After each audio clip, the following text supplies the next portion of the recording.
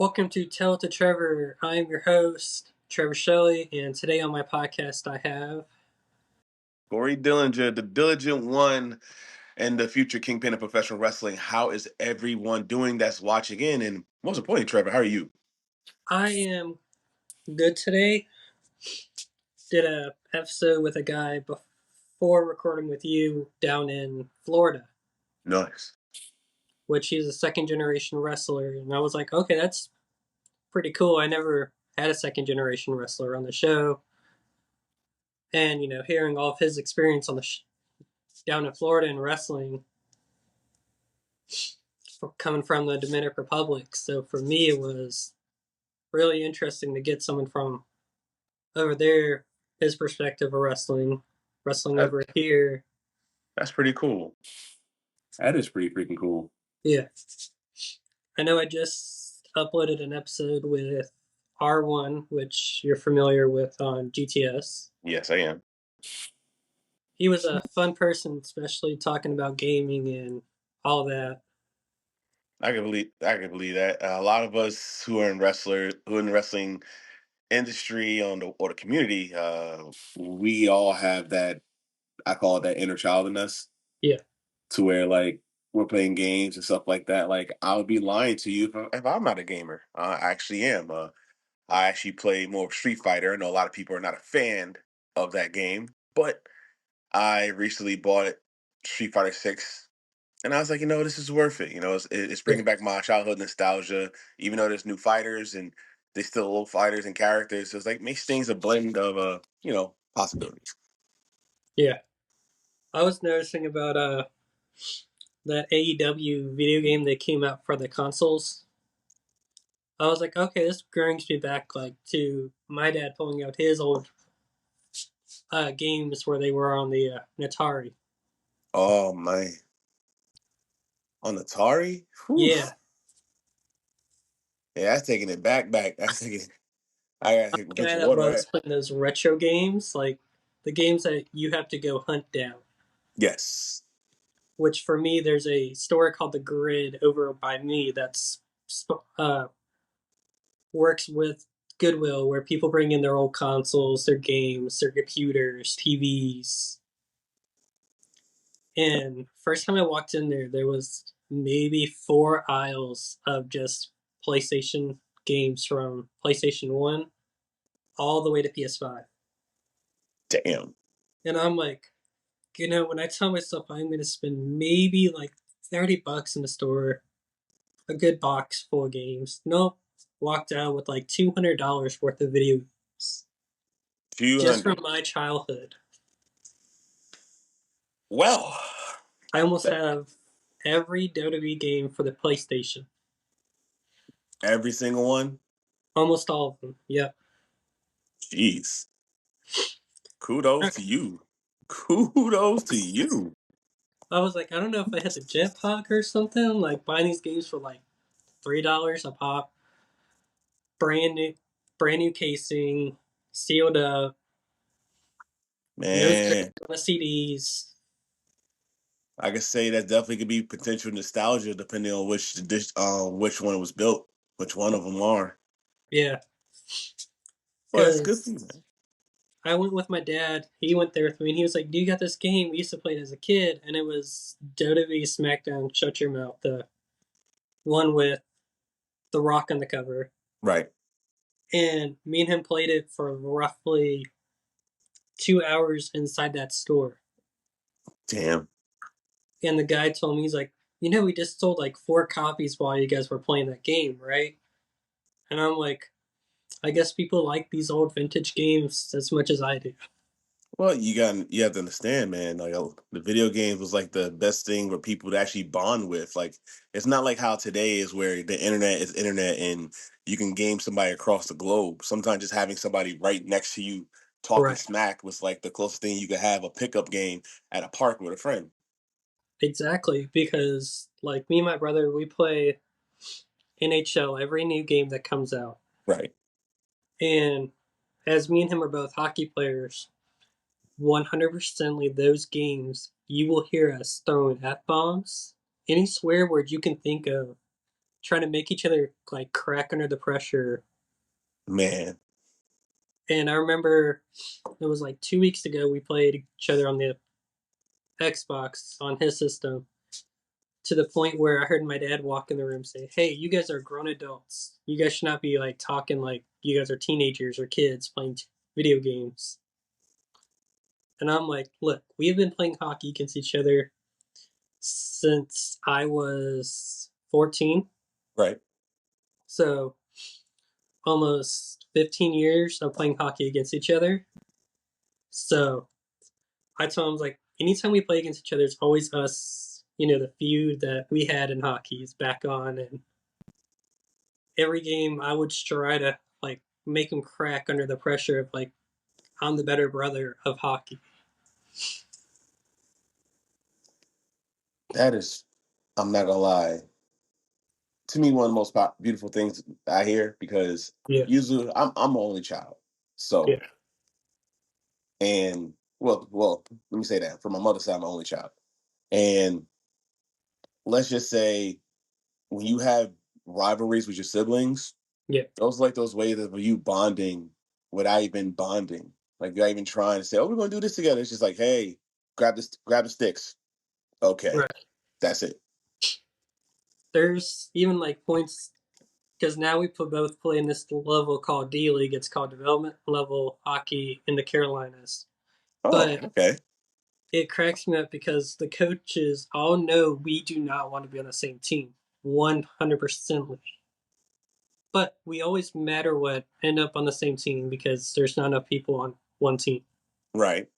So the whole time, like, he hates it because I'm in school to be a hockey coach and a baseball Hmm. coach. So he hates it where I will point out like stuff that he needs to improve on, or to people on out there that are trying to get in the door of hockey or Right. just doing it for fun. I always like try to tell people, I'm like, hey, there's always a teachable moment where, like, if you're bad at something, don't be afraid to go up to like a player on your team or anybody and ask for that advice.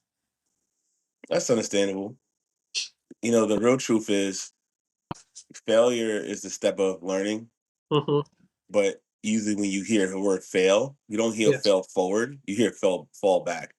So, you know, Yeah. so it's like it's give and take on different situations, but Exactly.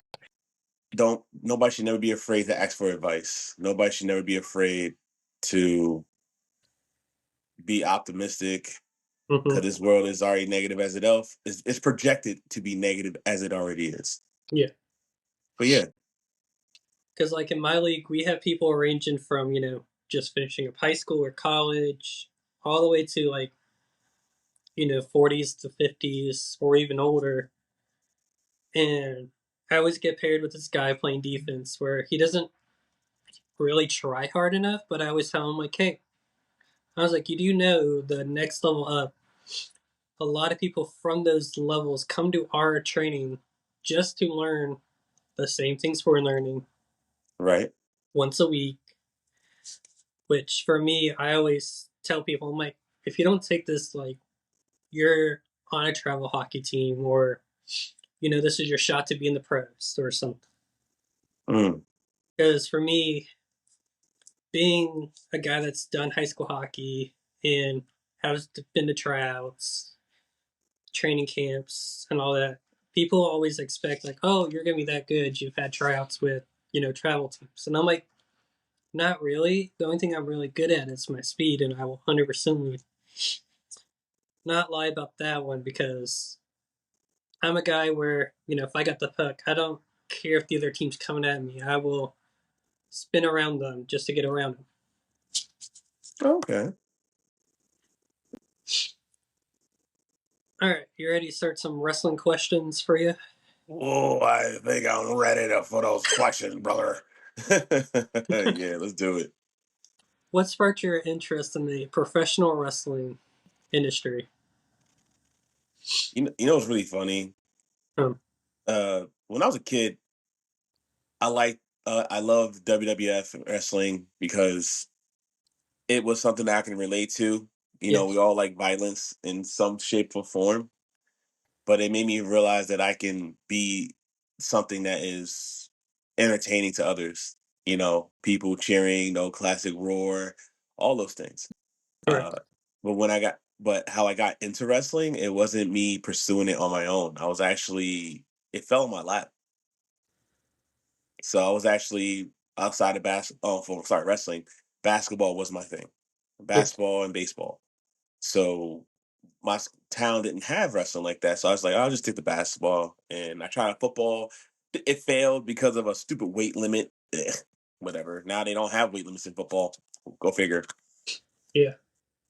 And yeah, when I was in college, I was playing my 1 year semi pro, and I got kicked off. I not kicked off the team, but the team got disbanded because the owner stopped, and I couldn't get signed on another team.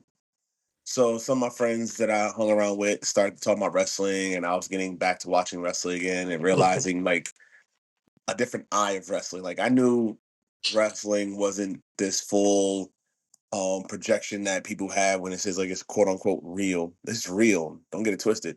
But it's it's theater. And I had Yeah. that mindset. So I started talking to some guys, and one of them offered for me to start wrestling. I looked at them like y'all nuts. I don't know about this, and they just said just come to the place. And I went, and the rest is history. I haven't looked back. I know I've trained two different times last year trying to be a wrestler, but the mentality for me to do it all never really clicked in my head. I was like, I know I want to do this as a kid. Hmm. But, the more I fall in love with like either coaching or doing my own podcast show, which we're coming up on our 1 year anniversary of this show. Oh, congratulations, man! And, every time I record, I always tell myself, who's the next big thing I could bring onto the show that would, spark people? Right. So with me, growing up watching wrestling, hearing all my dad's stories when he was a kid at watching WCW in person, Hmm. and telling me that, he dated one of the producer's daughters for WCW and got to, meet a lot of the legends from WCW because of that. Hmm. And Okay. there was one story he always says, and I mention it all the time on this season that we're on, that he went to the bar with Ric Flair, the Road Warriors, and a bunch of others. Hmm. And Ric Flair walks in the bar and says, "A round for everybody." Around And for everybody. yeah, everybody in That's the bar. And I'm like, that must suck for my dad now because he was underage at the time to be getting like told, "Hey, I get a free drink from Ric Flair." yeah. But he could have been smart and said, "Can I get an apple juice?" It could have been a drink. It could have been a I drink. don't know what he said because he won't tell me that details. Understood. Understood. But one thing that always clicked with me was anytime I have like a wrestler that shows up just to hang out at the studio, at the crib and everything. And I always Hmm. tell him, I was like, tell him your WCW stories back when you were a kid. And he'll go on for like 3 hours 3 hours? just about his stories. Sheesh. And I was like, I don't know why you didn't just like write a book about your stories with WCW because, my opinion, I think that would be a really good book. You know what? I think yeah, it would. That should be a pretty good book. Because there's no really like people telling about their stories in a book. There's always like podcast or Right? you go up to a wrestler from the past mentioning the story. Mm, that's Like true. I met Zaya Brookside at WrestleCade last year. Hmm. Well, now 2 years. She used to wrestle for NXT UK. Now wrestles for TNA.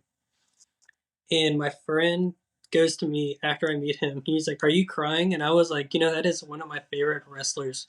The only wrestler I have watched from the UK that I have fallen in love with her career Wow. to the point where I bought the independent network for the UK just to follow up on her career. Wow. Yeah, That's powerful, bro. yeah. So now it's to the point where every time I see her, I always make sure I always say hey, make sure, Hmm. if she has a new T-shirt, I'm gonna buy it, or just to make sure I'm caught up with everybody, you know. Yeah. But there's always this one girl that I always see. Her name is Izzy Marino, the little girl Bailey from NXT. Oh yeah, she's all grown now. Yeah, every time she sees me, she's always so happy to see me, and I'm like, you know, all it took was me to like go to her after the show and say, hey, you did a really good job. Can I get a picture with you? And she was Hmm. like, I remember you from last year. And I'm like, all we had was like maybe a 2-minute conversation. Just 2 minutes. Right. Because she also had her family there too. Ah, yeah, yeah, that's And I true. didn't want to be like the rude person that's going to go up and be like, hey, can I get a picture? And so I was like, I let me can just get start a that. conversation, see where it goes. And, it's the last day of the event Hmm. because they hosted the day, first day of Black Friday to that Sunday. So 3 whole days of wrestling. Dang, that's a lot. Like they'll bring in, last year they had Mick Foley, Lex Luger, Ricky Steamboat, the Hardys, the Dudleys, TNA's roster, JBL, um, Farouk, um, I Ricky mean, the. Ron Simmons. You can't say Farouk anymore. I'm kidding. I'm kidding. I'm kidding. I was gonna say that's the one I remember, but That's valid. If that's the one you remember, that's valid. I remember I was like, I'm gonna go talk to Sting because he knows my dad from a kid, see if he remembers the stories. And I walked right down the escalator, and all I see is a line like wrapping around the whole level of the floor. And I was like, "There's always next year. I'm not gonna go wait in a 4-hour line Hmm. right before TNA starts because that's kind of pointless." Is it really? But when you got tickets to TNA and it'll be your first time seeing that show, Right. Then everything changes. yes. But also, I noticed he's always there. This was his first year, but someone told me he might be going next year. So I was like, cool, Okay. great. I'm going to figure out what time the doors open to the event and make sure I'm there early. Good. So then I'm not waiting in that long line and missing out, WrestleCade weekend shows, matches, and all the Hmm. opportunities to meet everybody. Like we had John Schuyler, um, Rat Titus, which was used to be on GTS Wrestling. Oh, I Jimmy, know Titus. Real good yeah, guy. Jimmy Controversy's dad on GTS Wrestling. Yeah, that to me was so shocking. Yeah, the first time I met the dude, I was like, "Aren't you Jimmy's dad?" He's like, "You still remember that?" And I was like, "Absolutely." I was like, I didn't even watch Ring of Honor, but I know who you were because of that. Mm-mm-mm.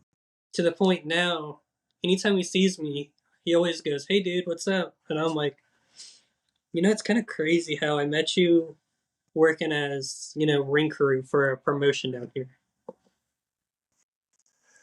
Yeah, the way us wrestlers meet each other is just such a story. I can't It, even say that's the best way to explain it. It is such a story. right, but also meeting Heath Slater um, and Rhino one night, and me and Heath just like clicked afterwards, and he was like, every time he sees me, he was like, "What's going on?" And I'm like, "What the crap?" Like Heath Slater remembers me from meeting me one time last year at a show that he was getting ready for, Mm. which it was him, Rhino, and Suicide versus a team down here called Brutality Inc. at a show called United Pro Wrestling up in Durham, North Carolina. I think I might have to try to head there. Right. We talk all that stuff. But I remember watching it, and I was talking to one of the guys, and all we see is Rhino putting something through a table. Like last second, we're just like, okay then. I know North Carolina allows Extreme Rules matches, Hmm. You're allowed to bleed in North Carolina. Oh, you are? Okay. Yeah, What about business license? You need a wrestling license in those state, right? yeah. North Carolina, I think you need a license. But, seeing that guy go through the table, and I was like, any day of the week, if Rhino asks to put me through a table, even if I'm not a wrestler, it's going to be a yes.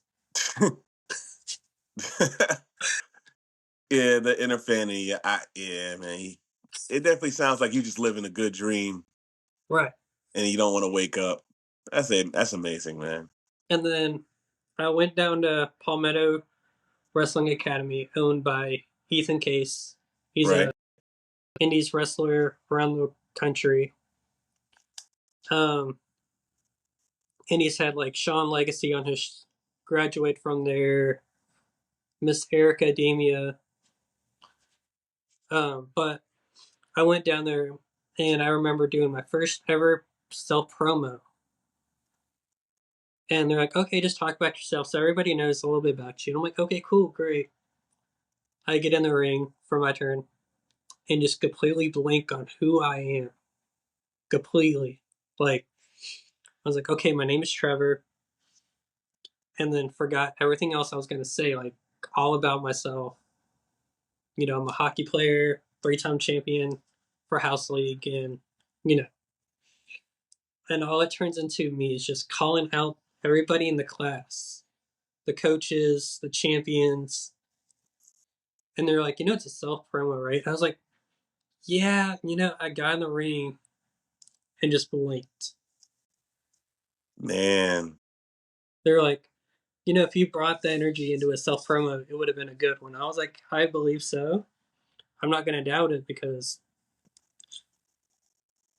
coming from a guy that's been watching wrestling since he was a kid and then having my dad tell me all of his stories mm-hmm. sparked me wanting to be a wrestler. And then I was like, screw it, let's start a podcast. And then fell in more in love with this show that I run. That's awesome, bro. And I was like, you know what? I'm still in the wrestling business. This is a wrestling podcast. We've Mm-hmm. had a couple people, not even a wrestler, being on the podcast. We've had a music artist, local, and one of my best friends. I am prolific to the Charlotte area. Um, we've had a kickboxer, and then a guy that plays the organist for the minor league team of the Florida Panthers down here. Well, that's dope. Right. And it cracks me up because those episodes I recorded, and I was like, I don't even recognize the camera. Like, we had a whole tripod. You just having fun and just going with the flow. Right. Like, I didn't even, like, have my tablet open with all my questions. We're just talking about, their good days and stuff. Yeah. All right. Who were your wrestling mentors growing up? My wrestling mentors. So people that got me hooked to watching them and thinking that I can be doing it. One Yeah. of them was Big Boss Man. You know, Okay. because I always actually wanted to be a cop when I was a kid. He was at our fireman. So and that got expired. I mean, inspired me. Then once I got back into wrestling, Jay Lethal was actually the one that got me like reunited because it said from Elizabeth, New Jersey. So the funny part is, this is before the whole scenario that I said how I got into it. This Yeah. was legit about 6, 7 years later. I mean, no, before it happened. So I was playing college basketball. I was playing county college basketball. One Okay. of my good friends, Muhammad, definitely consider him like one of my best friends in my life for what he for what we went through. And I was watching Impact at the time, and they said from Elizabeth, New Jersey, Jay Lethal. So I was just like, oh, okay, cool. I was busy and in the common hour. We're just hanging out. And I said, bro, if for some reason this basketball thing doesn't work out, I think I might try wrestling. I just started watching wrestling again. And I saw this guy named Jay Lethal, and he's from Elizabeth. So if he can do it, why can't I? And he just said, that's my brother. I was like, what? Like those movies when you be seeing like the flash image of both people. Yeah. That's what happened in my brain. Like on the spot when he said that, I was like, no, and I'm like, oh yeah, he's right. And then years later, I ended up starting wrestling. Told him, and then I got in touch with his brother a few times, and it's pretty cool. Was Yeah. it at that time when he was rocking the Macho Man gear and No, everything? this is right before Okay. he started doing the machismo. This is like maybe months before the introduction, him having an identity crisis. Okay. So that was before I started watching him, but I will go ahead and go watch it right after this episode. And Hey, like I said, like if you want to see the growth, or like to really see growth from a character and things work, like yeah, seeing him from what he started with the team, with the Impact to what he does now, yeah, that's living in the world of wrestling. That yeah, is embracing and growing in the world of wrestling. yeah, 100%. I believe it. Another person, you know, that I've seen, not in, well, I've seen in person one time, Johnny Gargano, like how his character works. Hmm. Him and Champa's, chemistry with the Indies, bring it into WWE. Both used to be on Ring of Honor, Yeah, which I think a lot of people forget about.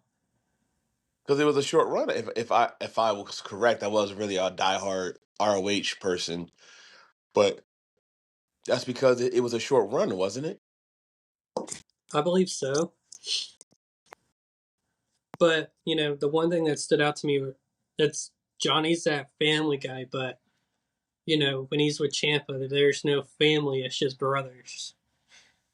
But technically, they're still family. Yeah, That's fair. That is valid right there.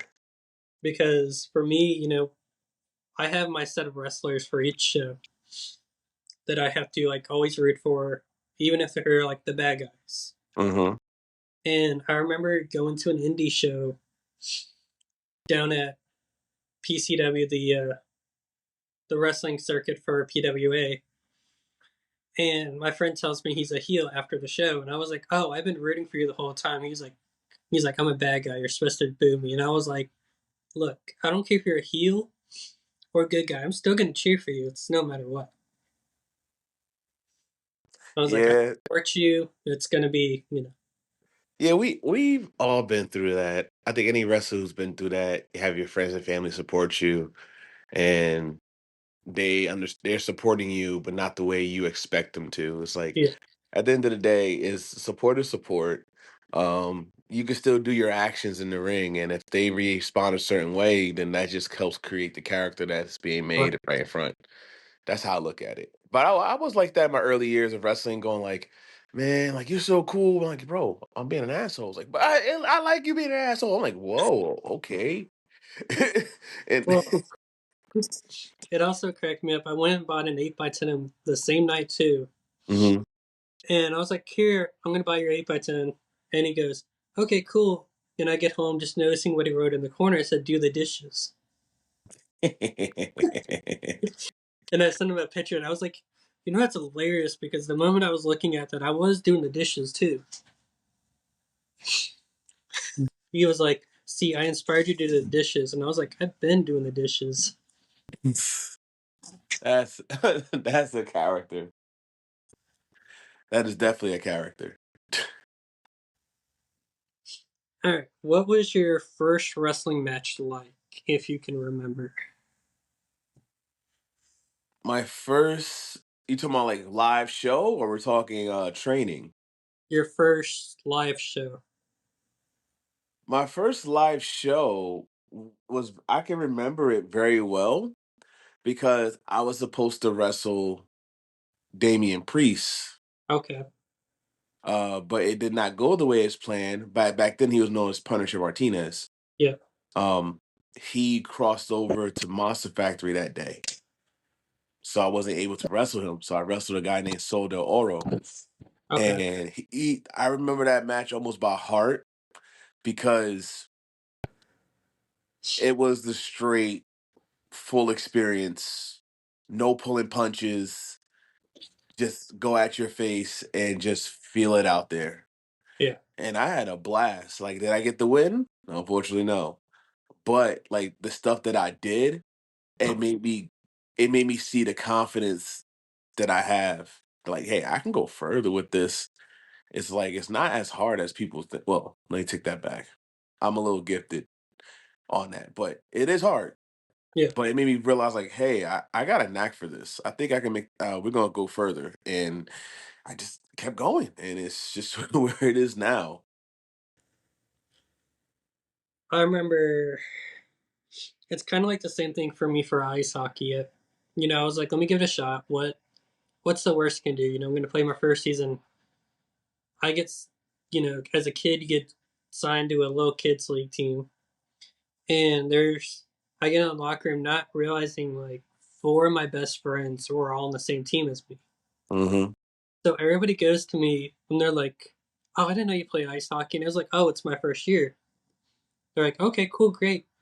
Don't do anything stupid." And I'm like, so if you guys know me personally, that's kind of hard not to do. I will go out there and be all healing. I will talk my mouth. Don't even know the person. Right. Will 100% go and start talking trash to it. So I get on the ice, start doing that, and one of my teammates he's like, "Man, you get some anger for your first ever game." And I'm like, it's not really me being angry. It's just the fact that like everybody on my team's a travel kids player, minus me. Right. And I'm like, I gotta do something to, make sure I stand out for, oh, it's his first game. A guy that's been doing soccer for, 4 years Hmm. and won gold medal and won silver all those years. Congrats. So, but everybody goes, what, soccer wasn't good enough for you? And I was like, look, I was the good luck charm of every team. So to the guy that, always acted like he was fighting Power Rangers when a soccer game's going on and everything, they're like, you don't care about the game. And I was like, look, I got forced to play soccer. So to the point where my parents asked me, what do you want to do? And I was like, let me try hockey. What's the worst can happen? Right. And now, still do it to today, help out people as much as I can while going supporting the Charlotte Checkers, the AHL affiliation team of the Florida Panthers, Hmm. the current Stanley Cup winners. As much as it kills me because I'm a Predators fan, Ah. but at least uh, I'm not a Flyers fan. what's wrong with a Flyer fan? My dad's a Flyers fan. So that's the problem? Because of your dad? Exactly, and then my brother's a Hurricanes fan. Man, if I told you what fan of I am hockey, you look at me weird. Let me guess, the Devils. Nope. Nope. Okay, which is it? Islander. Okay, I'm not gonna say nothing bad about the Islanders just because I have a friend that's on the minor league team. So until he's off the team, I'm gonna keep my mouth shut about what I hate about the Islanders. Listen, like I already know the Islanders are not. They're like almost like the Cinderella of the NHL right now. Well, Yeah, actually, for a while, for a long, long while, and I ended up working at the Prudential Center where the Devils play, and I grew to like the Devils, but it's for me, it's like ever since they leave, I hear fans saying it's a curse. They should have never left. It's the Prudential Center curse because there's always a potential that they fail. I was like, sheesh, that is rude. right. And I remember back, like, same thing with that. The Checkers used to play at Spectrum Center, which was called Time Warner Cable Arena, Right. the home of the Charlotte Hornets. So everybody would go to me that I knew that on the team. I still have roughly 3 friends that still play for the organization Hmm. from back when I was 15. Right. And it's crazy enough that I look like one of the players, just with a beard. So he got a goatee, long hair, and everything. And I was like, look, I got the short hair and the beard. You can't change it up. I was like, if not, that means I technically get a minor league contract because if you get hurt, no one's going to know the difference. Man, Man, that sound. If I was a writer for a movie, that sound like a Disney Channel exclusive. Right. But it also cracks me up because he just got signed this year, and I went to his first ever practice of the year, Right. and I was like, "Hey, do you remember me?" And he was like, "Man, you grown all up." And I'm like thinking to myself, I was like, "That's one way to say you're old," but yeah, okay. And he What? was, and he was like, "I mean, I've known you since you were like 14," and I'm Damn. like, and I was like, "Okay, I get it." And I was like, I still remember in 2019, me and a bunch of guys went to their skating event, and I went up Hmm. to one of the players, and he's like, "Look, you're a miniature Trevor Carrick." And I'm like, "Oh my gosh!" So I was like, "You guys still remember that?" Of course they're gonna remember that. It's Right. the impression you get. They say life is all about impressions, and sometimes your first impression will stick on until the next one is given. Like for me, I remember a friend telling me after they met him, and they're like, "You know his nickname is Smiley, right?" And I was like, "I get that. He's always smiling. Every time I see him, he's always smiling." And I just think it's because, he's known in the Charlotte area for hockey from a guy that owns his own maple farm up in Ontario, Canada, called Carrick Bros. That's cool. So for, everybody telling me, here we go, show you that spit Noise. of me being 14 and him like 20 something. I can say something that could be very content out of content. I'm going to say it as a warning. That could be your dad. Right. That's your dad. It still cracks me up because some of the guys that still play, they're like, "So when is your like official debut for the league?" And I'm like, "Man, if I could still play in the minors or Mm-hmm. even try to make it in the minors, I would absolutely." Mm-mm-mm. They're like, "So you just write off of his fame then?" And I was like, "Is it really his fame if me and him, look alike?" Your rebuttals, man. Yeah. Your rebuttals. That's a Uh, pretty cool story. I ain't gonna lie. That's a really cool story. yeah. What are your goals for the future in the wrestling industry? Man, I was gonna be sitting up the whole time. As you can see, I'm lounging in my dwelling, and I'm gonna be straight transparent. The goals for my future is to get that signed contract. Right. That's really just falls down to. I'm expand my brand. I'm gonna expand my mentality and my personality, and I'm just gonna make it work because I'm at a Yeah. point where it's either do or die, and I'm not trying to die in the wrestling industry. I'm trying to actually be there to where what they say, you shoot for the stars and you'll land in the clouds, but I'm just trying Yeah. to shoot for the stars and just nothing else. Yeah. Well, now that So WWE has that ID program, yeah, it definitely does. It's another opportunity. But the crazy part is the contract was not specifically for WWE. I'll be great. I'll be amazed. I'll be blessed to do hmm that. But I was looking more New World Japan okay, or or have like consecutive major tours in Europe. Like I yeah, have my passport ready. I'm just waiting for somebody. I'm waiting to find. Well, not waiting. I'm just searching for someone who's willing to give me the opportunity to for me to go.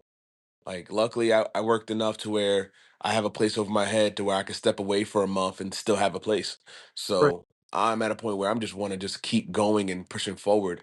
I have new moves I've been training on the low during the winter, secretly, and they're on purpose because I didn't want to start debuting certain things that I'm doing, and so somebody else can steal it because the internet is all about copy what you see. right, And I understand imitation is a form of flattery, but it's not like people giving people credit. So I'll just keep it as that. right. All right, so we're gonna take a little segment break. I'm gonna play one of my songs for 30 seconds just to promote it out there Of course. because every episode I do a different song, which is hard for me to pick like my top 5 songs especially when I have Timmy Trumpets. He listens to Mm-hmm. Vaughn Williams, which Vaughn Williams' song "Thunder and Lightning" is the official theme song of this podcast. Awesome. Let's hear it. Alrighty, let's pull back up. The song is called "Beyond the Stars." We just talked about going for it. Let's go. Right. That's why I was like, this is a perfect song for this.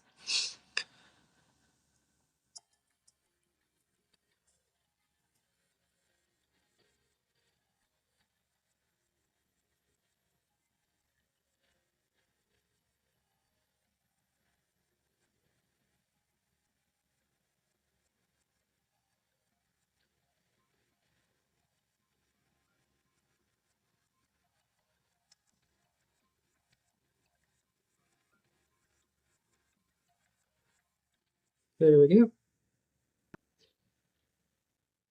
And I'm gonna give a little, background of that song. And it was originally I made that song trying to be a wrestler, Mm-hmm.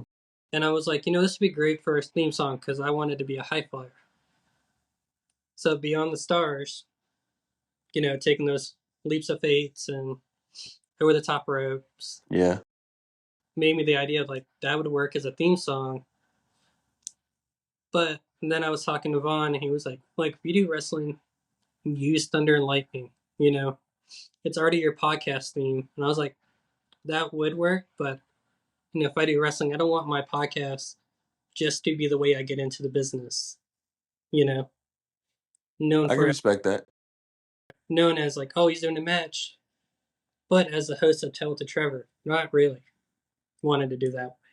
I get that. But hear me out. Technically you're already getting in the business through your podcast. Right, It's just as long as you don't try to promote it as it is part of the podcast. Like the only time it should be promoted when you're saying it's coming out of your mouth. It should not be coming out of an announcer's mouth right, when it happens. So I still think use Thunder and Lightning might be a good idea. right. Which I'm gonna give everybody a little sneak peek of it, even though you guys hear it at the beginning of the episode. But Thunder and Lightning.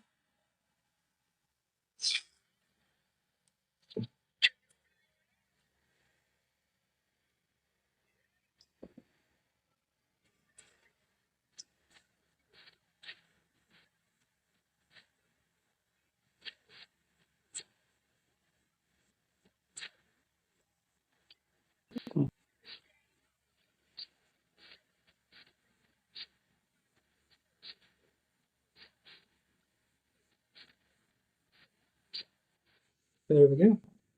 Man, I was about to get into the beat drop, and you just cut it off. Damn it! Well, see, it cracks me up. My original theme. If you remember the song that used to be on Raw called "Born for Greatness," Of course, yes, of he course. is the Which, same artist that wrote that. well, I know. I know. I actually know that artist. Well, no, of him. I ain't gonna say I know him personally. Okay, so me coming up in the wrestling industry, coming up with theme songs I wanted to do. I had roughly a 3-hour playlist of what I wanted. 3 hours. And then the more I listen to wrestlers at shows and I find out like they're using those songs, and I'm like, great, can't use those songs because it'd be kind of weird that I'm on the same show as that person. It happens, bro. But sometimes you just gotta do it. You gotta still make it happen. Exactly. All right. Can you describe your wrestling persona or character? All right, I can't. It's me. How, how you gonna describe me? Uh, that's real simple. A person that doesn't quit, man. Like I could be the person that does everything through run it by the book, Yeah. fair, the whole 9 yards. Or honestly, I'm at a point where I will do whatever I have to do to win. I don't care if I have to cheat to win. I don't care if it's a shortcut to win. Because at the end of the day, being a diligent man, being a diligent one, doesn't mean that there's a path on the straight and narrow. It's just a path to get up there by any means necessary. Right. And it And really cracks me up. I got one of your T-shirts right, upstairs in my room, but it's all packed up because I was planning to get my own podcast studio. right. So then when I had like, let's say we brought you in person, You would see me representing your merch. Oh man. And I remember a friend telling me, he's like, so what if you do one in person, like at your personal house? And I was like, I've done that with the episode called Hustle and Flow, which is Hmm. with Jordan Holt and Zay Vega. They are known in the Carolinas, as I know of. But they are also, the two guys I can honestly bond with. Just the moment I met them, I was like, these guys are chill. Right. And I was like, if these guys recommend me to a school, I would 100% take their advice just because I see how they wrestle. Right. Jordan Holt is a high flyer, and Zay, he's kind of like you, basically, like his wrestling style, moves, and everything. Now, see, you can't do that, man. You can't put a person to mimic or say he is like me. There's no one like me, man. So now, because you said that, I gotta find out: is he really like me, or is he an imitation of me? Because there's a difference. There's a huge difference.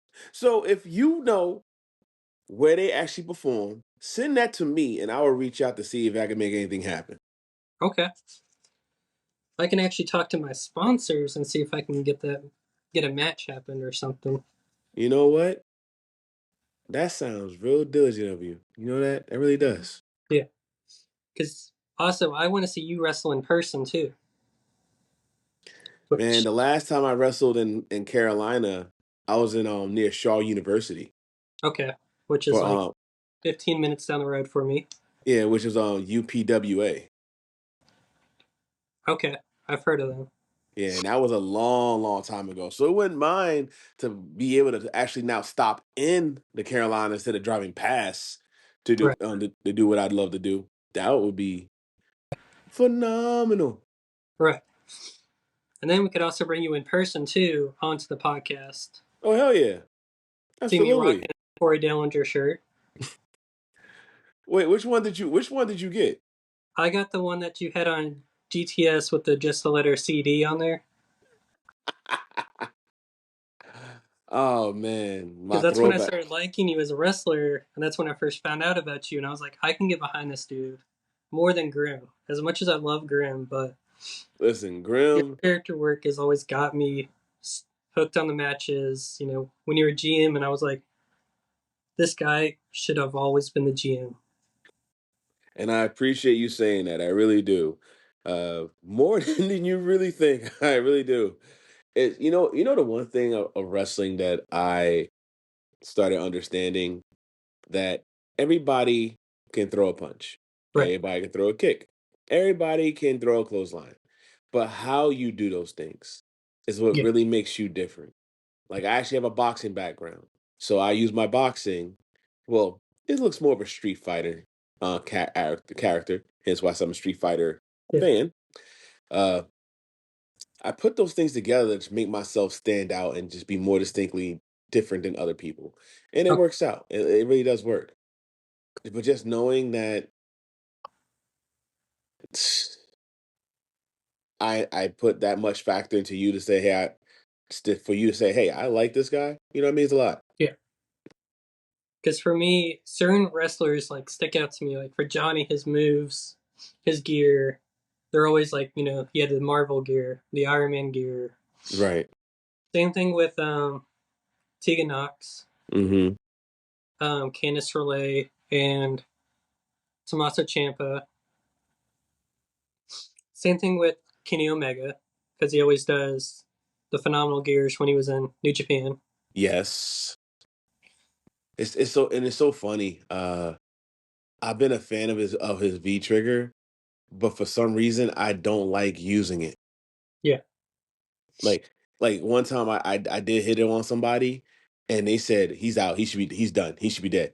And I'm like, no, Well, I don't like using it as a what happened? finish. All right. What were we saying? I said I don't like using it as my finish. Yeah.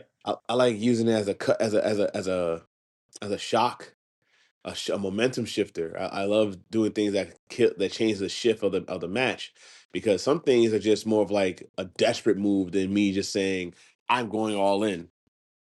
Right. See, for me, And I have myself on. We good? Or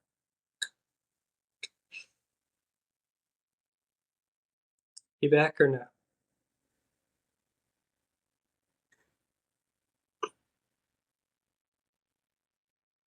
All right. You there, Corey? hey, you've been going in and out. I'm not really hearing you. Let's see. I'm gonna cut the Wi-Fi off on this phone. Okay. Okay. So, like for me on 2K, I made myself on there, and my comeback is Johnny Gargano's comeback. Right. Well,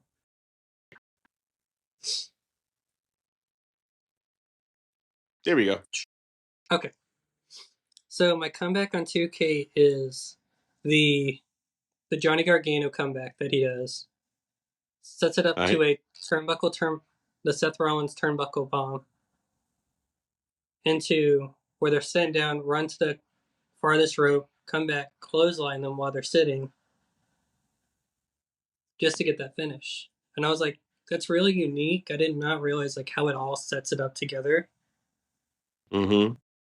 Because on 2K, it's they always put him in the corner after that comeback, which sets him up for that turnbuckle power bomb, Right.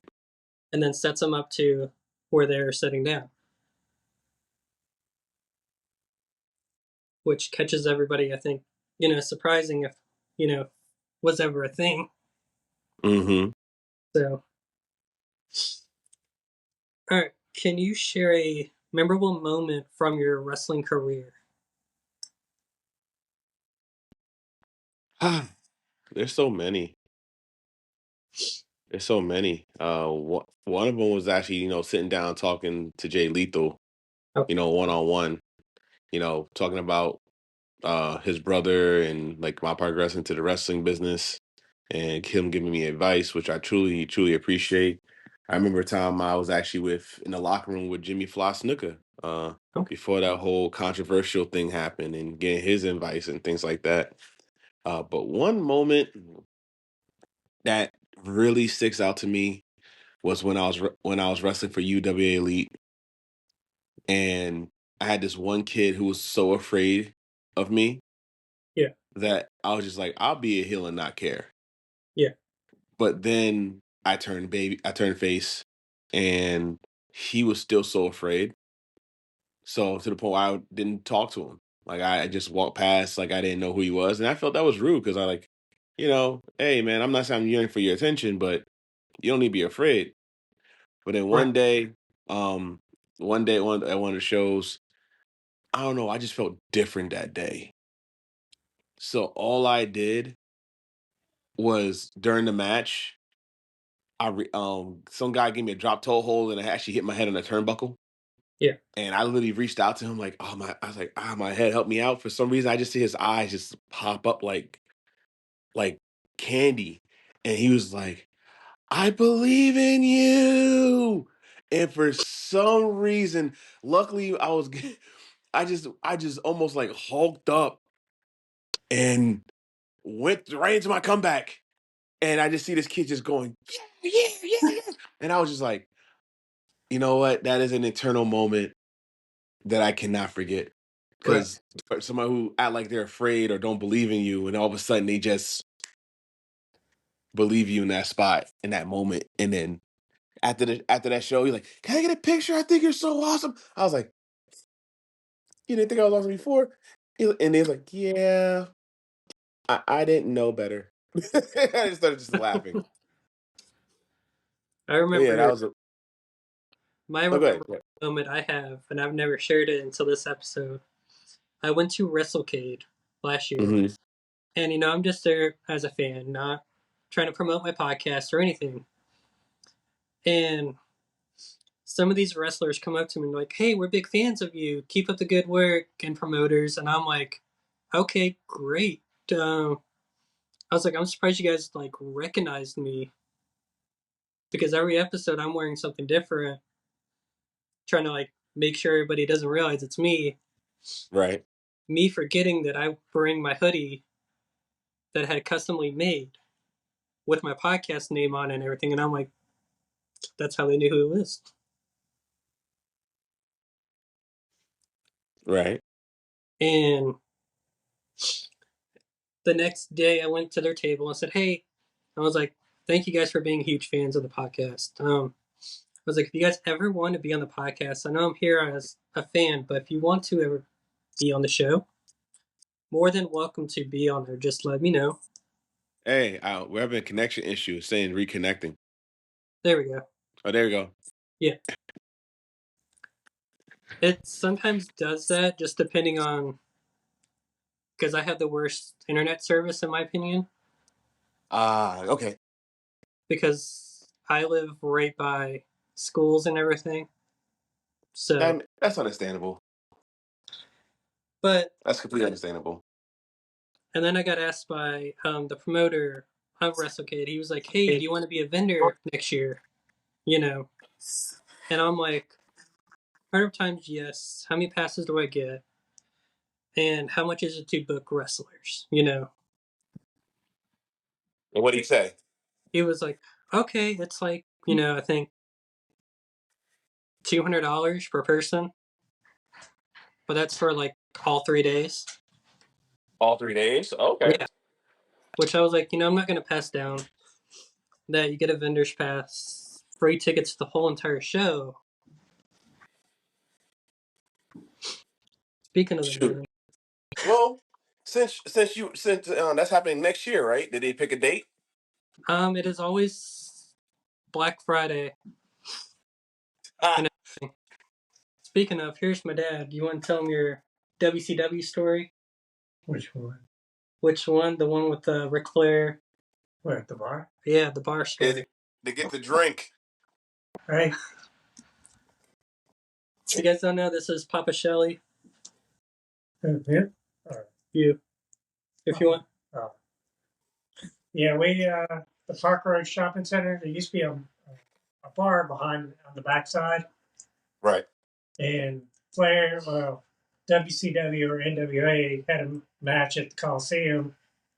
And after the match, we went up. I was dating a girl at the time that her Right. dad was WCW. And we went to the bar, and Ric Flair comes in behind us, and he goes, "Round for everybody, woo!" By everybody around beer or whatever they were drinking. So, Mm-mm-mm. Man, I met all those guys because I was dating a girl, and her dad let me meet everybody right. when the Right. Crockett, Oh, Crockett? Yeah. when the Crockett's owned them.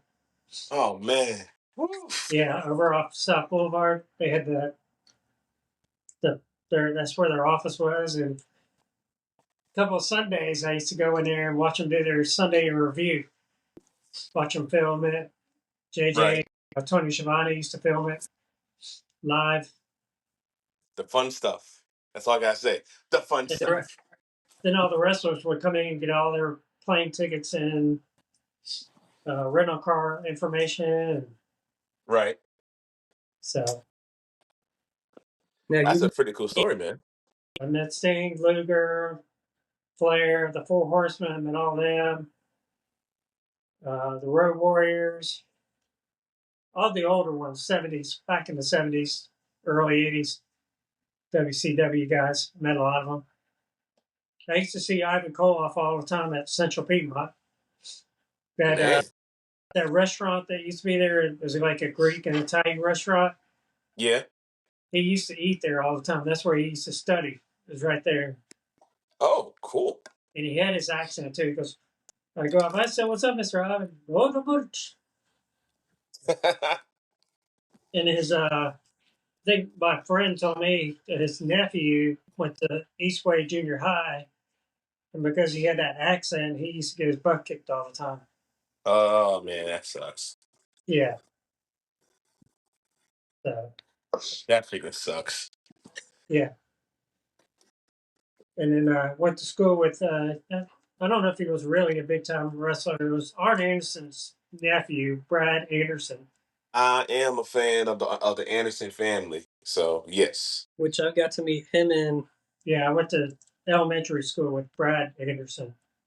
That's cool.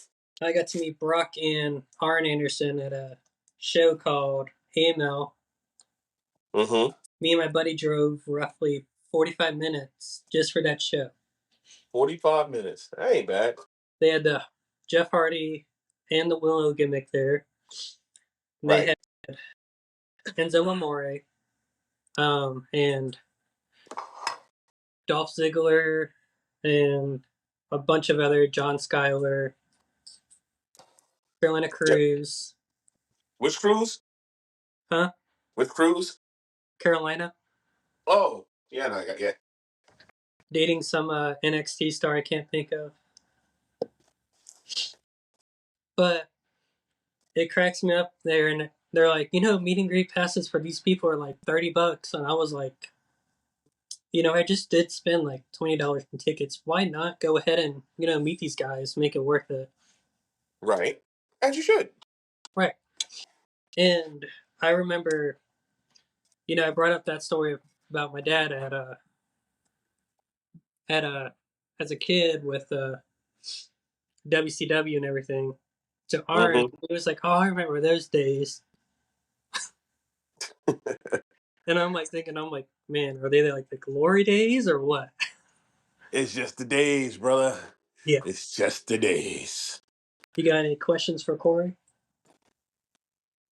Where's he wrestling? He wrestles. He's been in Europe, wrestled. Has been on my favorite YouTube channel, GTS Wrestling. And what other promotions, Corey?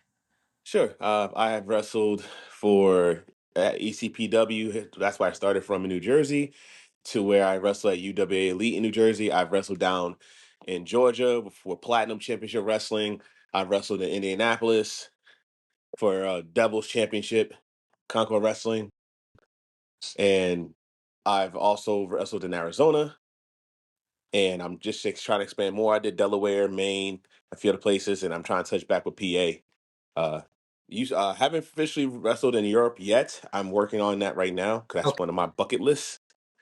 And I wrestled in New York at multiple companies, In North Carolina. and North Carolina with UPWA. Recognize that promotion? No. Do you remember a promotion called PWX? No, actually, that's my first time hearing it. So it used to be a big promotion down in the Charlotte area. Right. And, they used to have like MJF on there, uh, Johnny Gargano, Tommaso Ciampa, uh, John Schuyler, and a bunch of other big star names. Right. But they would do their shows right outside of the Panthers arena. Oh, okay. So like that whole parking lot was PWX's shows that they would do it. Which I was lucky enough to get trained a little bit by one of the stars, Ethan Case. So for that opportunity, I was like, hey, it's great, meeting him. Still need to get him on the podcast. Any luck? Not yet. I'm just have to DM him again this year to see if. Well, listen, I'm going to use this episode's endorsement. I want to see that happen. I want to see you get that interview. Because I want to get that, like, the history with PWX and all these big stars that he got to wrestle that he clicked with. Right. And then, do you know a wrestler named Rob Killjoy? Yes, I know Rob Killjoy. I have met that dude so many times last year. Just a 1/3 of the Ugly Ducklings. Yes. He has White Mike and can't think of the other guy, but my buddy was telling me on it when he was doing commentary, he's like, do I look like White Mike?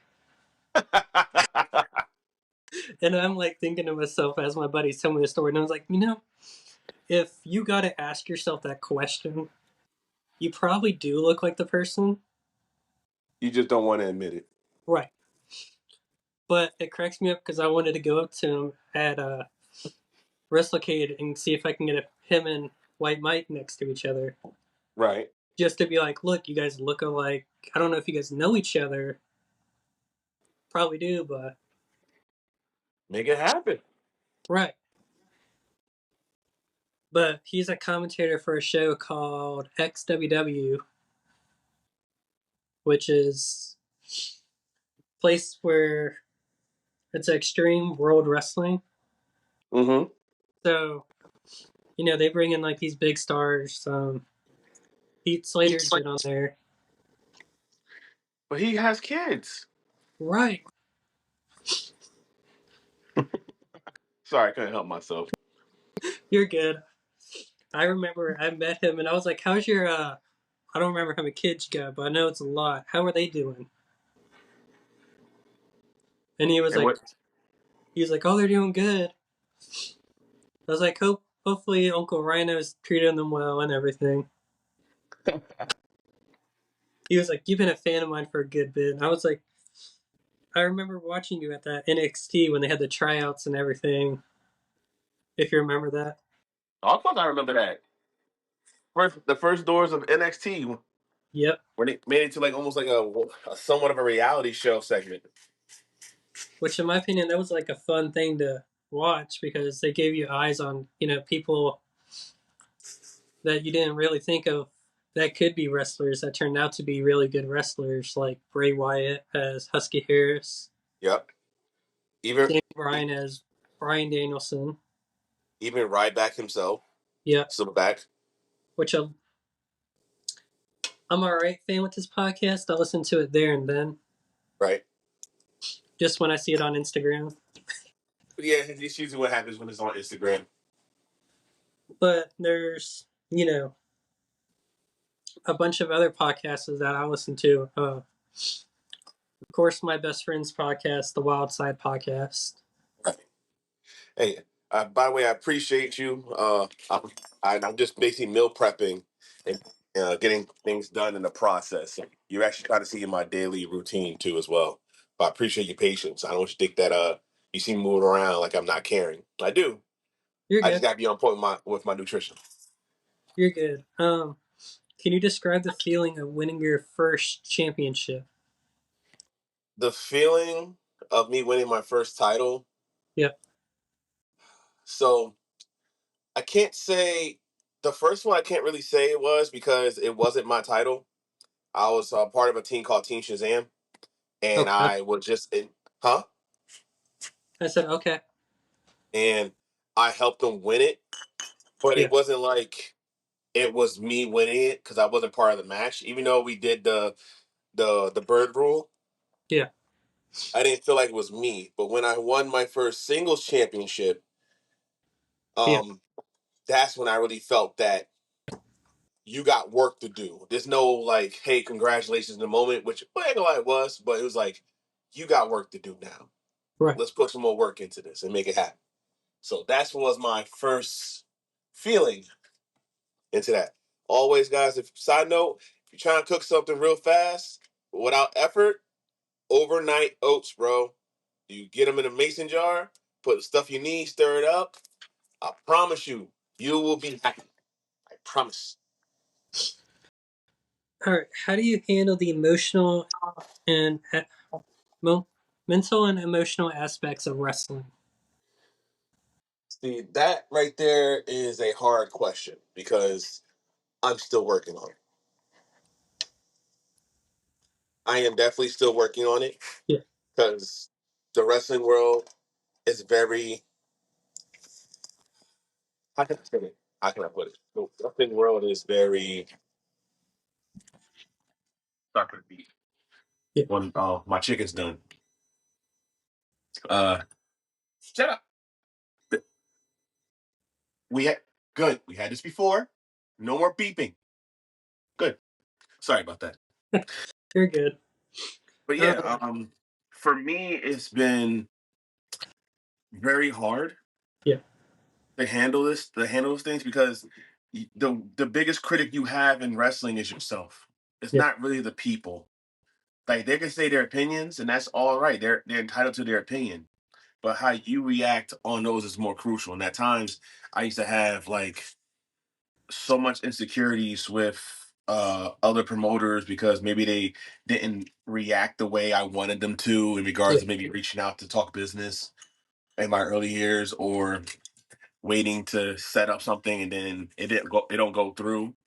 But I realized that's life, and if one door closes, another one opens, and you just gotta go through that door.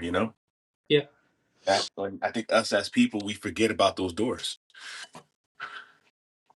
So, All right. Are you ready for some pop pop question thing that Stone Cold does on his podcast?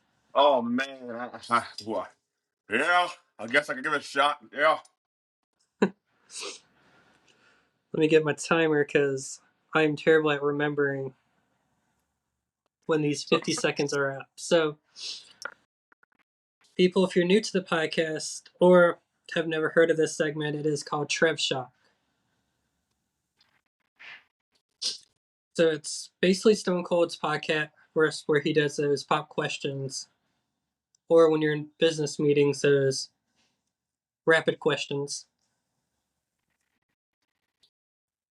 All right, you ready to start this 50 let's second do it. question? Yeah, let's do it. All right. Favorite pre-show snack? Baby, what? Pre-show snack. Pre-show snack. Blueberries. Pre-show jams. Your go-to song. Uh, so many, so many. Living on the Prayer. Dr. Dre, like it's artists, futuristic, Dax, yeah, those guys. Favorite wrestler growing up. Favorite wrestler growing up, Big Boss Man and Tommy Dreamer. Favorite sports team. Damn, that's hard. Charlotte Hornets, Okay. Favorite color. orange. Favorite type of music. Uh, I'll just say I'll keep it as hip hop. Okay. You beat it with 3 seconds to spare. Damn, I'm talking to be faster than that. So you are currently beating everybody that's done this. I've had someone beat it with 2 seconds, a second to spare, right on the 50. Let's go. All right. So as we all know, you're probably on 2K, which, yeah, you're on 2K because I got you on 2K already. You know, it's funny, I was about to say that. I've technically barely played 2K. I don't even know if I'm in it. And for you to say I am, now I'm curious to see how it looks. Which, if you need me to send you pictures of it, I can. Yeah, please. All right. So on 2K, I run my own universe mode called the Shockverse. Right. So it's basically like your shows. You got your titles and everything. We got the world, the tag, the mid card, the cruiserweight, or if you want to introduce your own title to it, you can. Okay. Hmm. You know what? The new title sounds good. You can never have too many belts. Huh? You can never have too many belts. Especially look at AEW. Oh God, you got a valid point there. Especially with all their Ring of Honor titles. Yeah, that's true. I went to their show last night and they had like 3 title defenses right on there just for Ring of Honor.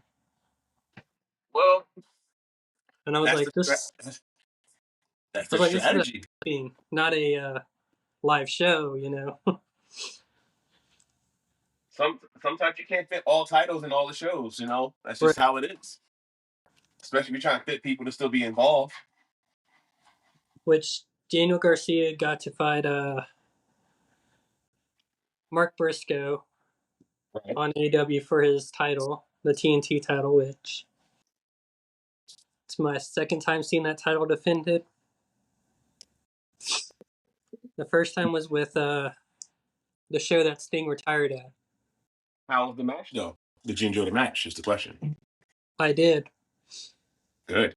As a guy that's never seen Mark Briscoe wrestle in person until that night, 100% enjoyed. Nice.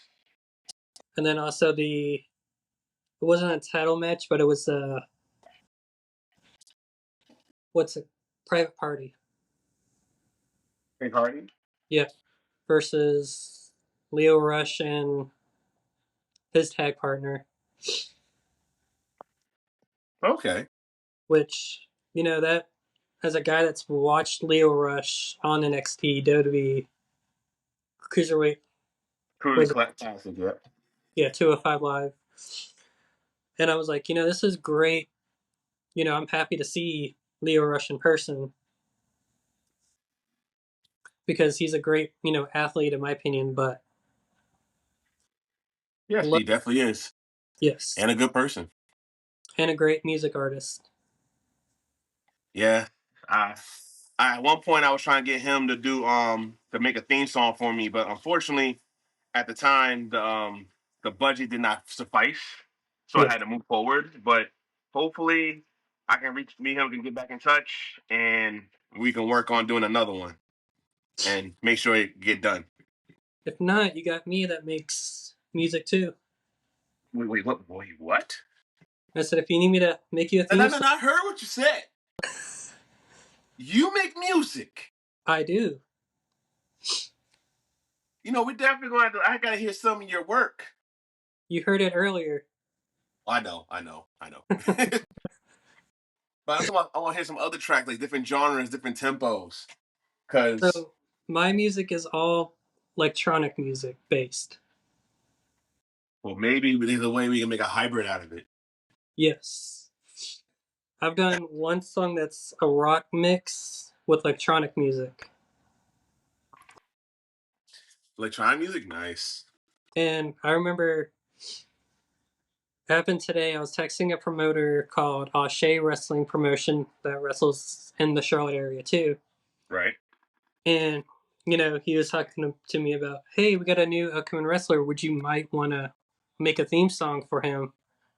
And my reaction to him, I was like, you know, I never thought I would make a theme song for somebody, but any day of the week I would if it means my music brand getting out there more. That's really what it falls down to. Because, like, for my music name, it's not even Trevor Shelley. Well, It's usually most EDM artists don't have their theme song, their name. mine is my music artist name is the Techno Fox. Techno bots or thoughts. Fox. Oh, okay. But it also cracks me up because I DM Timmy Trumpets one day out of the blue, and I was like, "How do you get booked at Tomorrowland, the biggest festivals around the world?" Right. And he was like, "Go through their academy. They'll train you more on how to be a better DJ." And I'm like, "Okay, cool." As the guy that doesn't, do DJ gigs, I'm not going to say no to, you know, taking the opportunity to learn from, professionals, people who've done it around the world. But there's, one artist I wanted to learn from, but he died, I think, a couple years ago by the name of Vici. Okay. Which, guys, if you have not seen his documentary on Netflix, 100% would recommend. It's a good documentary. And, all right, where's, can you, I mean, no, here we go. What I'm advice here. would you give to an aspiring wrestler? Say that question one more time. What advice would you give to an aspiring wrestler? Oh, there's too many advice, But one thing I'll say is keep your ears open, keep your Yeah, mouth shut. And I only which, say that because you got to sometimes make the best decision that's for you and being aware of what's going on instead of you trying to get everybody to hear you is yeah, sometimes not the best move. But you got to pick and choose when for people to hear you. You can't just always listen and think that something's going to happen. right, That's all. exactly.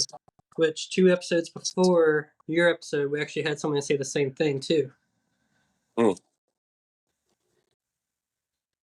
Can Well, you there you talk go. about a significant rivalry you had and how it helped grow as a wrestler? So I had two rivalries Well, one major rivalry myself, as an individual, a singles wrestler, um, I was with this guy named Hedges. His name's Andrew. Good guy. We tagged together to take over, like two hefty people just handling business, and we called ourselves the Designated Hitters. We wrestled this young up and coming group or team. That's how they broke up, but they're two separate stars themselves, which is Jordan Oliver and Casey Navarro. And they won the titles back, I believe. No, I'm sorry. They won the titles, and then we got them back. Then we wrestled another team called Bull Jackets. They beat us twice, and my partner turned on me. And we ended up having such a rivalry where it was like we are making our moment now. And I cherish that so much because it made me understand that you make the moment that you have now. Don't just worry about saying, oh, this can happen, that can happen. No, just make that moment. Right. Make people believe what's going down.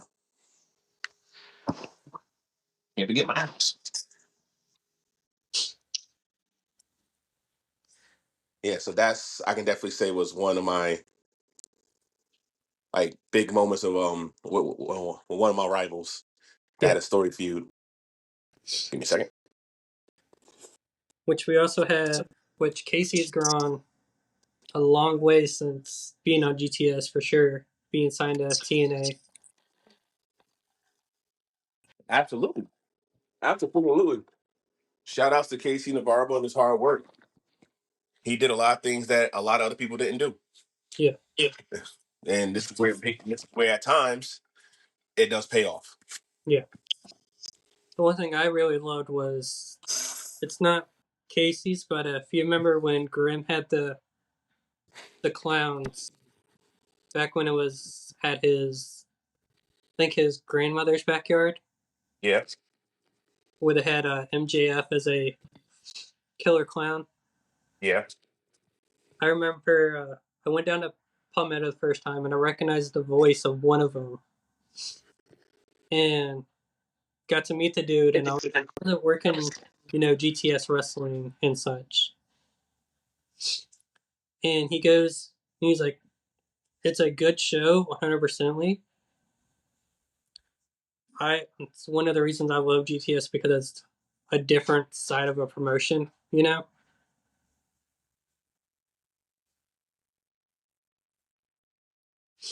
But after the era and with those, kind of, I guess, since Grimm got his clowns, himself as Uncle Rowdy, and trying to do the Wyatt Six storyline on GTS. But I remember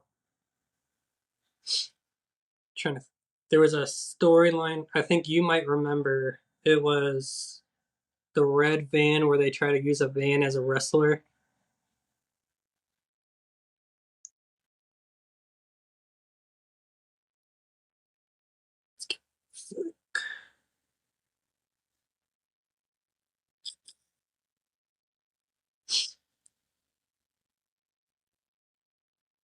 Give him a sec.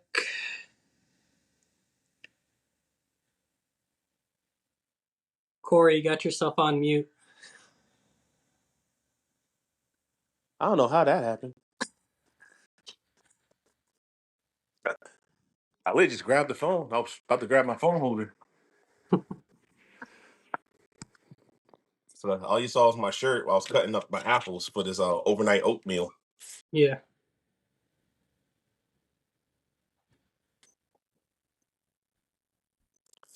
What other questions you got, bro? Another question is, what is your favorite gear that you have got made before? All right, let me go see if I can pull it out. Okay. All right, let's see. By the way, I have a crazy shoe collection. I'm a sneakerhead. You can look at my closet. Oh, Look like a lot of Jordans. no, Well, Nike. a Nike guy, but that's the bulk right there. Eh.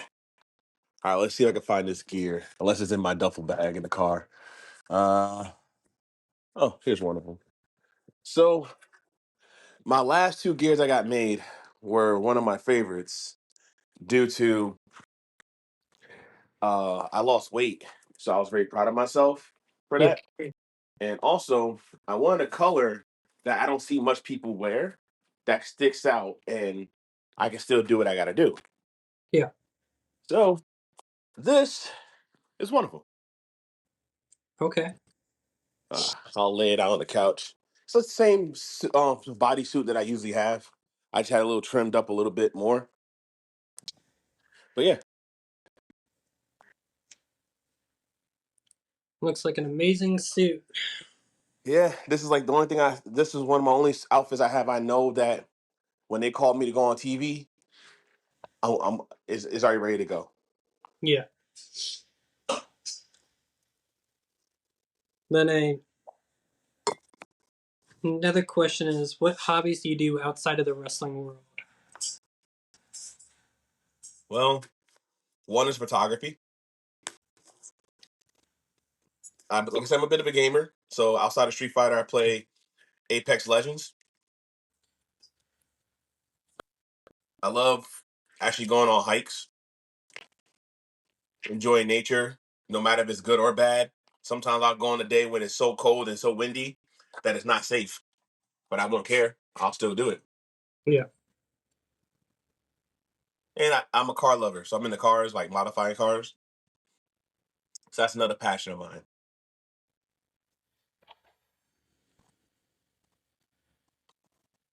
No clue what's going on in the background, but because they got the door open, so I'm like, all I can see is like the island in our kitchen, Right. but nothing else. Ooh. What's another question? Like, I swear these things are so easy to make, but they're so hard to stir. Like the Yeah, ingredients are easy. You just put them in a jar, half a cup of oatmeal, full cup of almond milk or water. After that, you just add your fruit, the protein powder, and it's really just stirring and shaking till it's ready. But you gotta get all of it before it settles in, yeah. and then you just pop it in the fridge. Don't touch it for 24 hours, and then you can have one. I was just looking at the time we're recording, and it's the longest episode I have ever done. Oh wow, we're Yeah, breaking records. We're breaking two records in records. one day. Yeah. I know you said Legends is a game you play. Have you heard of the new Marvel game that just came out? Oh, rivals. Yeah, Yeah. My Discord group, they put me on, and I'm a bit hooked. I'm a bit hooked to it. I'm addicted to it. I just try not to play as often because it's starting to become like the Call of Duty, where yeah. everybody's being toxic and all that stuff. So I only got it on my system, but I was like, you know what? Let's see if he knows this game. I know this game. Mm-hmm. Yeah. Oh, I'm on it. Like for me, my games, I usually play like sports games or simulation games. It's a great game that I'm currently hooked on is Farming Simulator 2025. I've heard about that. I saw a few ads online. They Oh, have and really I'll improved. tell you this. Another game that I'm into that a lot of people probably be thrown off is Yu-Gi-Oh. Yu-Gi-Oh? Yeah, I play the card game, so like Okay. the not the video simulator. Tomorrow I play like legit card game. So I use that to get away when I'm from wrestling. That's like one of my copes, so I can recharge myself. Yeah. Just giving us simple distraction in the process. Yeah. My distraction out of video games is I collect baseball cards. You got the Cal Ripken Jr. I do not, but I have one card that will surprise you. Which one A is that? Jackie Robinson. Which one? It's a all-star set where they forgot to print it, like print the cuts. Oh, the misprint. Yeah. Oh man, that's awesome, bro. So it came like with a whole series lineup and everything, all connected. That's awesome. Congrats. And my friend's like, "Would you ever sell it?" And I was like, "Look, it's going for like $2 million right now. I'm just gonna let it keep going." Yeah, because he passed away, God rest his soul. Yeah, So it's all of this is gonna go up. right. Like even for me, I have one of my friends. He used to play for the Charlotte Knights, the AAA team for the White Sox. Right. Um, every single card he had when he was signed to the minor leagues, from He single signed it. A to high A to double A to triple A, all of those cards, and then a couple of them that are signed by him. So I was like, even though for me not getting card signed is not a big deal for me, collecting Right. it's more the fun hobby of It's it. you having it is the main thing. Like if Right. it's yeah, like if there's a a major star that gets signed to White Sox that's in the minors, Right. of course I'm gonna bring that card because like one of them, he's a World Series champion for Texas, the Texas Rangers, which I got to meet him, and I think he's the only card I have that's an MLB card that is signed by him. Yep. Versus all the other ones, like I have a Jackson Holiday draft card signed by him, one out Okay. of 15. So for me, like collecting cards, and I go to a card collectible store near me called Scott's Collectibles, which if you can think of a card set, they probably got it. They have a Right. baseball baseball bat signed by Ronald Acuna Jr. What? Yeah, just sitting in there like whoever wants to buy it. And you know, I thought about it and I was like, that's $300 right there just for that bat. The I'm about to guy's say gonna how much they sell, charging is the real question. huh? I was about to ask how much they charging. $300. 300. Yeah, That seems so a bit feasible. yeah. Which it also cracks me up because my high school was the rival of Corey Seager, Oh. and this whole time, like I didn't even realize he's from one town over from me until I went there, and the guy's like, "Oh yeah, he went to this school." Tell me like the history of the player, and I'm like, "It's like so basically, I just bring any card in, you tell me the history of this dude." Hopefully. That's pretty badass. Not gonna lie. Now, do you have any trading cards of your own? Unfortunately, no, because I converted mine to Yu-Gi-Oh. But I used to have classic WWF trading cards, and then I crossed over to basketball. I had a Muggsy Bogues and Grant Hill card. One was the rookie card, the other one wasn't. And unfortunately, I lost it, and that's when this skyrockets like $500. I was like, man, that 500 would have been great right now. Some amazing gear made for you. Yeah. There was, I have maybe two cards, and it's by they're really old, but they're players from the Seattle MLB, not MLB, NBA team. Oh, the Supersonics. Yeah, Is it great? Was it Sean Kemp? I think so. Nice. But I was looking through my cards, and I was like, there's never a team that I have that's from Charlotte. It's always some So other team. so you don't have not one Charlotte Hornet memorabilia. Right, That's a shocker. right. Like even for me collecting baseball cards, it's super hard to get a Atlanta Braves card, which surprises me, or a Chicago White Sox card. I always have to go buy them in bulk. The whole Well, it series, depends. Like, I don't think it's hard. I don't think it's hard. I think it's just where you gotta go to get it. right? Which for me, I always go look online. Like Walmart has a deal going on, I'll go to Walmart or Target, Right. or I just wait for the whole series to come out, the whole series collection box, and then just go ahead and buy it, and then just go to Do buy it. series and go move on. Do it. Huh? Do it. If I don't think, do it. Right. That's how I get all my cards, and I've been getting lots of signed cards just from those. Right. Just spending like $50 on the box. That's pretty cool. I'll say pull the trigger, man. Right. And there's certain things, as long as you got to take care of your priorities in life, there's priorities of needs and there's priorities of wants. As long as you take care that's needed for you to survive, then go take the priority for the things that you want. Right. Boom. All right, 5. These are done. You got to just sit them in the fridge. Bro, I'm telling you, if you ever Absolutely. get busy, do this. Make this. You'll save a lot of money and you'll get the protein and all that vitamins you need. Yeah, for me, I know a lot of people have texted me asking if I'll trade any of my doubles, but I go to these collectors conventions in Charlotte, Right. and I bring always my doubles, see what I can, potentially sell or trade. Because I see people with like cards from 2000s, 2010s, and older. Okay. But for me, collecting cards is always like I used to collect hockey cards and wrestling cards back when it was the old WWE logo. Right. When Top was involved. Yeah.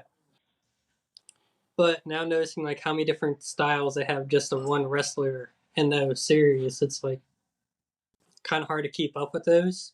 Yeah, and it's also knowing which one to grab that's gonna be a limited edition. Right. That's hard too. Like I remember owning a one that was a piece of Charlotte Flair's ring gear. So me being the dumb one that gave away his cards to his best friend regrets giving away that card as a Charlotte Flair fan. Right. Okay. But the guy told me, he was like, yeah, you can have it back for like $5. And I was like, the dude doesn't realize the card's going for like $60. Ah, So I was like, I might take that $5 deal. I would too. I would too. But another baseball card I have, I don't know the name of it, but it's a piece of a bat from one of the players from Cleveland back when they were the Guardians. Well, Mm-hmm. they're still our Guardians, but it's, for me, people, I went to events and I see it's like 1 out of 25. And they're like, "Do you want to trade it?" And I was like, "No." I was like, "I don't have much gear stuff on baseball cards." Right.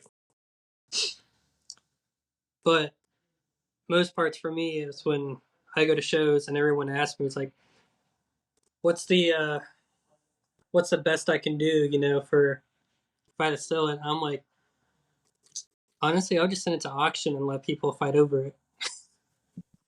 Yeah, if you got a connection for an auction place, but here's the thing: you gotta know whoever you go to, how much Yeah, they asking for a cut before you go put up for auction. yeah. And that's when things gets a little tricky. But also, like for me, I have a signed NASCAR helmet, those replica ones, Yeah. the ones with the metal bars on the inside of them, of Austin Dillon signed on the visor. Multiple things actually signed by him. Ran into That's that pretty. dude 6 times so far. 6? Okay. Austin Dillon from NASCAR. Mm-hmm. I used to work at Bass Pro Shop, and I was coming into work, not even realizing he was there. Walking out the door as I'm walking in, and I was like, "Can I get a picture?" He was like, "They can't really yell at me. I'm off the clock still." That is technically true. You're not off the you're not on the clock, so they can't be like you're not working. And then I remember last year he was doing a boot barn signing at the speedway before the race. Mm-hmm. They were giving away hats and stuff, so I brought in a really old T-shirt from back when he was before the truck series, Right.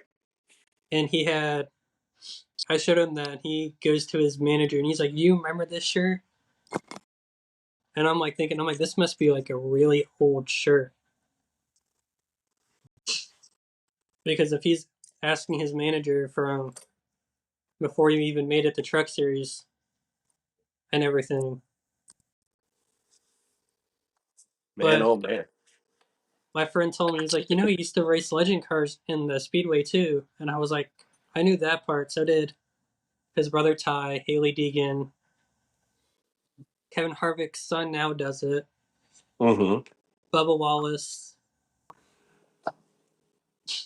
Um, I also got to meet the chance of the one and only Dale Jr. Oh, damn, that's awesome. We he revealed one of his cars at the store outside of our two of his cars at the store Right. and everything, and he was like, "I'm going to be racing in this car." And they told like employees, "Hey, on your breaks, you can go outside and watch the ceremony and everything." And I'm like, "Okay." Me sitting out there with like all the managers, just all just chilling and enjoying everything. I'm not gonna lie, bro. Your story sounds way more fun than some of us as wrestlers. I'm just saying, give yourself some credit. But before I forget, where can they find you on social media? Oh, that's real simple. If you want to find me on social media, just look up Corey Dillinger. COREYDILLINGER. All one word on Instagram _ uh Facebook, just put Corey Dillinger. Is X, not it's called Twitter. Same thing, just my full name _ You're just missing out trend. Oh, Trend. Yeah, I didn't see. I didn't jump on Trend because to me, Trend is just a text version of Instagram. Yeah, So I just let the picture do it that way. So I might get on. If I do, you'll be the first one to know. yeah. I was gonna say, if not, guys, if you wanted his Instagram, I can show a picture of it, Yeah, just you can pop up the Instagram, show there, follow, which I already am. which I appreciate. One of that's most people I followed since season one, Mm, which we're on our third season. wow, I'm honored. I am We've definitely already had honored. on this season a guy named the Orion, Right? which you might remember him. Yes, I do. He's I an do. assistant trainer, well, one of the trainers at Malachi Black School in Florida. Yeah. Got to pick his brain and was like an hour and 15 minutes long episode Right. just of stories and stuff. All right. Thank you, Corey, for being on the podcast. No, thank you for having me. Thank you for allowing me to actually meal prep and cook so I can stay on my nutrition value while we're on on the show. Look, I've had people eat cereal on my show, so Well, okay, fair. Well, at least like I said, I gave somebody some education value. Again, overnight oats is your easiest, best way to guarantee 5 meals in 10 minutes. Legit. I'm gonna have to start trying that with all this podcasting taking off. And Bro, it comes in so clutch. Because then once you eat your oats and have the fiber, you'll feel full for most of the day. And if you long as you put the right protein powder that's your tasting and that prefers, you get the protein you need. I just added bananas and fruit to be soaked in overnight. then people, just a heads up, we are doing a giveaway at the end of the season. You could win 5 t-shirt design, 1 out of 5 designs of the Tell to Trevor podcast. We had a professional company design them for me, each different logos. And guests that have been on the show are more than welcome to be on there to get in. Awesome. Oh, then I'm definitely going to try to get myself on. Well, I mean, you can just DM me and I'll just send you one if you want. I appreciate that. We'll do a trade off when you come down to North Carolina for wrestling. Sounds like a plan. And definitely let me know about those the companies, and if you're willing to sponsor, I'll make priority to make it happen. All right. Now, speaking of sponsors, thank you, Wrestling Evolution, for sponsoring this season. Which, if you guys are at the shows, starting now, I will have my own merch table there too, with 8x10s and t-shirts. And I will mention to the one of the owners at my next meeting about you. All right, I really appreciate that, and I'll say this: the year 2025 is a year of transition, Hmm. and I'm ready to put this whole thing into a whole different level in any shape way that I see fit. Yeah. All right. Thank you again. No, thank you, man. Thank you, Trevor. No problem. How did that go? I remember I did one